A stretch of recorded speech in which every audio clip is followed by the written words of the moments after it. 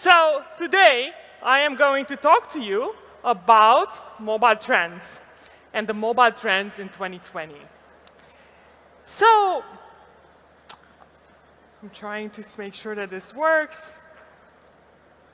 I've heard this saying about mobile eating the world.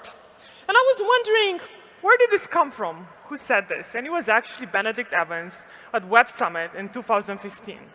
Well, we are here today, and mobile has eaten us. So I'm going to ask a question to the audience. And don't use Slido, raise your hand. How many of you have an app or work for a company that has a mobile app or a company that focuses a ton on their mobile presence? Raise your hand. OK, look around you. Many of the audience are here because you're interested about mobile, and mobile has overtaken us. So what does it mean? How has that happened? Well, it started with the hours spent on digital media per adult. And it used to be that people were spending this on desktop and laptop, and mobile has slowly overtaken them, and is now a vast majority of how people spend time consuming media. This is for US, but it is really a representation for the world. And last year, something incredible happened. Mobile surpassed TV in the amount of time spent. And that's kind of crazy. I think we should think about the traditional past 20 years. TV was the main way that people were consuming advertising and actually understanding the world. And that has shifted completely. Mobile has really changed the way we interact and perceive the world around us. And if we think about what that means from a purchasing perspective, people are buying more and more, not in stores, but actually through digital channels. And the biggest of those channels today is mobile. And it's actually the share of the total e-commerce by 2021, it will grow to almost 3/4, which is basically the majority of it. The majority of how you're going to buy stuff will be through a mobile device. And when you think about these trends, there is this question, web versus app. And I remember 3 years ago, it was my first time at WebSummit, and we were chatting about doing an actual battle, a duel, a debate between web and app, and I was going to be on the app side. And it's really interesting because today, that's not something that people think about. Apps have really established themselves. And why have they established themselves? They are harder to build. They're different between Android and iOS, and I'm going to talk about fragmentation in a bit. So why are apps so big? Well, the brands are seeing a lot of value out of these. So when you look at the numbers, they tell a super interesting story. The app users spend 20 times more time than mobile web visitors. So of course you want someone in your app. They convert 3 times better, and they drive more than half the revenue that's today spent on mobile. And when you look at app downloads over time, they're growing, and they're going to keep growing, which is good, but maybe not perfect, and I'll get into that in a bit. And the worldwide mobile app revenue is increasing exponentially. And it's actually increasing year by year. But what is really interesting about that is that it's not spread evenly. And that's a problem we'll get into in a second. So when you actually look even at the top 500 apps, and you compare mobile web to the app, the mobile web has a lot more unique visitors, but the amount spent in minutes per visitor is also a lot higher. And the other really interesting thing is not just that they spend more time, but when companies actually try to understand their engagement metrics, people buying, signing up, clicking on things, they also convert and they engage users a lot better. So, OK, I've convinced you all that mobile is the future, mobile is amazing, apps are it. But the story is not as rosy as it might sound from the numbers I just showed you. The growth of mobile is not necessarily good for brands. So let me show you the trends that tell the opposite side of the story of like this amazing mobile growth and why it's so hard for you and why when mobile grows it's not necessarily easy for your brands. So let's start with the biggest challenges that I see in mobile in 2020. The first one, any of you who are here trying to launch your app, and I was in a round table and we're talking about mobile growth, the first one is that discovery is broken. If you think about the web, you're on a website, you search for things, it's not the same in apps. On the web, we have two types of discovery. You have intent-based discovery. You're looking for something. You're looking for tacos, and you find the tacos. You find the taco recipe, you find the taco restaurant, and it was easy on the web. You clicked on it, it took you to a recipe. And non-intent-based discovery means that, I was on Independent, and I saw an ad to an amazing dress. I click on it, takes me to the dress. I buy the dress, amazing. The problem is that Google does not show app content. They don't actually index app content. So when you search for things on Google, it doesn't show you relevant things in the apps that you might be using, whether it's delivery apps or app or music apps or anything like that. They only show you content, and the content, they don't understand where you are, they don't have the context, and they don't show you things that matter to you on your phone. They're still living in the web age. And Apple cannot rank the content that they have. As you start looking for things, you're seeing like the apps, you're not actually seeing the content in the apps, which is making it incredibly hard.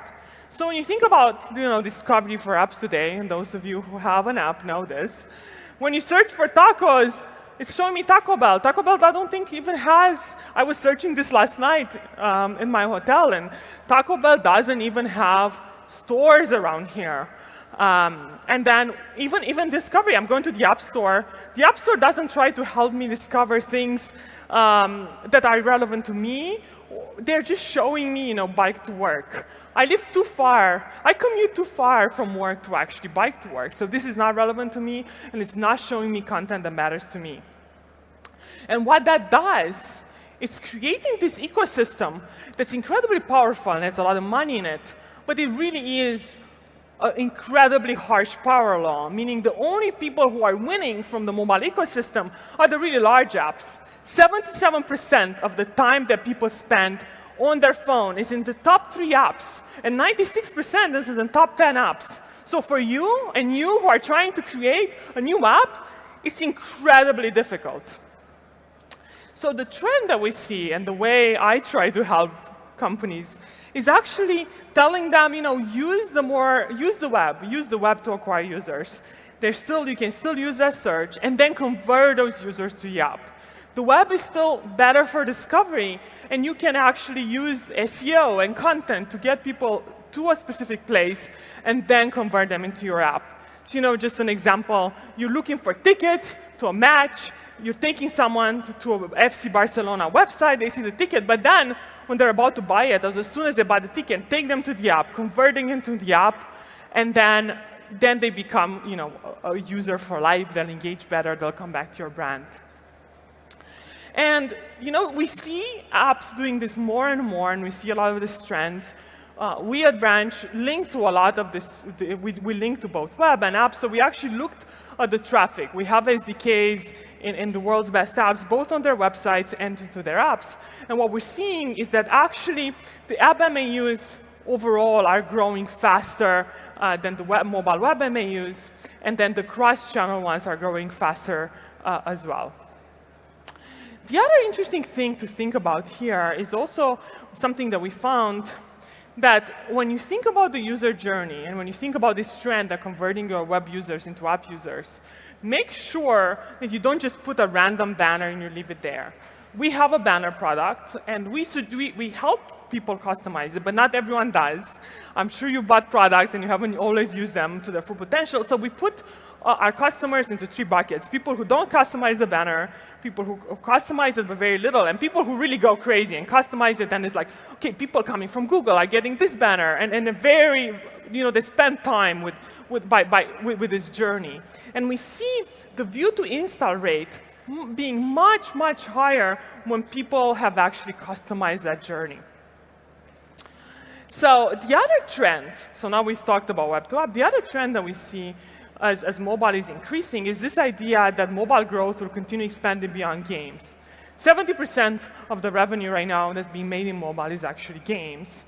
But we're seeing more and more brands that have content coming into games and actually focusing on this content-based discovery, meaning they're empowering their users to actually share content within the app, and not the app itself, to actually drive virality and growth. They're doing things like deep linked ads, where they're showing install ads on Facebook for specific things inside their app. When someone clicks through that, they're actually taken to the content that they wanted and that actually got them interested in the app in the first place. And the other thing that we'll see, and I don't have any screenshots here, but we will see the emergence of intent-based mobile discovery platform, meaning you will start seeing examples when you are actually searching in your phone, and instead of just seeing apps, you will start seeing the content within those apps. The market is moving in that direction. It's a bit hard to build something like that, but it is coming. The other big thing I want to talk about, and the other big trend, is fragmentation. And I've talked about this before. Fragmentation, the mobile ecosystem is incredibly fragmented. You have multiple operating systems and devices and platforms and channels. So to exist as a brand is very hard today. And moreover, when people actually go cross-platform and they use multiple channels, they see their users engaging better and retaining for a lot longer. But it's hard. And the problem is that this fragmentation is actually getting worse. It used to be that you only had Android and iOS. No longer the case. What are some of the trends that we see? The number of connected devices is rising. This year, I think it's like 7. It will grow to be, I think, 12 by 2022, which means that to understand how your users interacting with your brand, you can no longer use 1 or 2 connected devices. You have to track them on 12. And the devices are not the only thing that's hard. There's also platforms within platforms. So we're seeing the continued global rise of super apps. And this is a global trend. You have things like Grab and Gojek and Paytm and WeChat, and each of them is creating their own store. The size of the WeChat store today is half the size of the App Store. Imagine that. WeChat is its own platform and ecosystem on top of another ecosystem. The other trend that I'm very excited and bullish on is this introduction of augmented reality. So next year, Apple and Facebook are going to launch their AR glasses, and I think the AR and AR glasses are going to change the world the same way mobile did. There's going to be someone sitting on this stage 6 years from now that's going to do this talk about AR is eating the world. Automobiles are also growing. So the trend here is that there will be new app stores that will continue to emerge. There will be an AR app store where you can have an app that helps you see the world differently. There will be a connected car app store where you'll be able to get media and entertainment inside your car. And these are some of the ones that are growing. But these are just some of them. There will be more and more emerging in the next few years. The other big thing will also be that because of fragmentation, the trend that we'll see is that identity resolution will become a big focus in 2020 and beyond. And what do I mean by identity resolution? You have a user right now, when they're interacting with your brand on a website. And you might not realize, but every single app there on iOS has its own browser. If you click on a link and it's open in the Twitter browser, it's different than clicking on a link that's open in the Facebook browser. And those browsers have their own cookie spaces. So you can't know that it's the same user. So, those are different than the app. So you will start, and this is something that Branch has started to help with, you will start this resolution of actually connecting these identities and the different cookies around different spaces with the IDFA and GID and the identifiers in apps. Okay. So how can you get ready? I have a few pieces of advice. I'm sure there's more out there. But how can you get ready for this increased fragmentation, the introduction of all of these? So these are my 4 pieces of advice. Number 1, think of having one fortress. So I did this talk a while back, and I compared the mobile ecosystem with Westeros from Game of Thrones, where we have Google and Facebook and WeChat and Rappi, they all are trying to get the user's attention. And what do you do as a small brand? How do you grow your users? You find the one platform where you have the most control over the user. Maybe it's an app. Maybe it's a WeChat mini program. Maybe it's actually a mobile website. It depends on who you are in your brand. And then you use everything else to engage with users and then bring them back to your fortress. In many cases, we see people bringing them back to the app because in the app, people engage the best. But always have your own place where you own the user. In many of these platforms, they don't give you the email. Make sure that you actually have your own connection. Don't depend on one of these platforms, because they could change something and you could die. The other interesting thing is acquisition is really, really hard. So what can you do is focusing on conversion. Since discovery is so hard, when people discover you, make sure you convert them. And I like to talk about, when you think about conversion, I like to talk about this activation threshold. So there's a fog behavioral model that tells you that the harder something is to do, the more motivation a user needs. So the way you can look at this graph and really get it is that you have two levers to convince someone to convert. You have motivation and you have ease of use. Someone like Branch helps you with ease of use. We help make the journey easier. We help get you people to the content. The easier it is, the better. But you can also increase their motivation by making sure you have a good brand, by building referrals, by giving people incentives, by having the right content. You need to focus on both. And remember, the more motivation they have, they will go through more hurdles. And the lower motivation, you need to make it that simple for them to do something and convert. The third one is explore new emerging channels and platforms.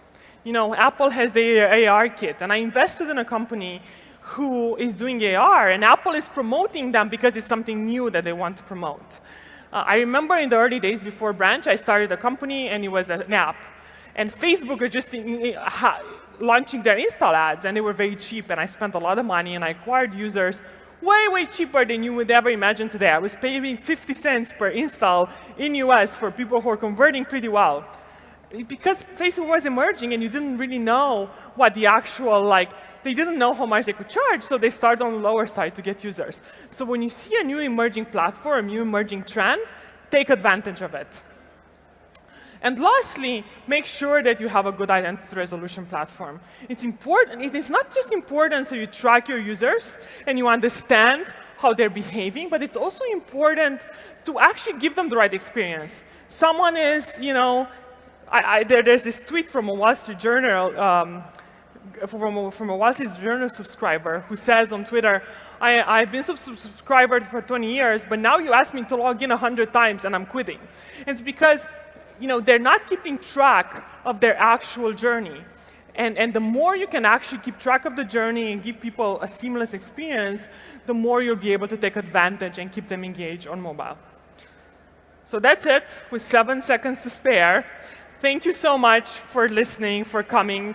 I'm Mada. You can find me on Twitter.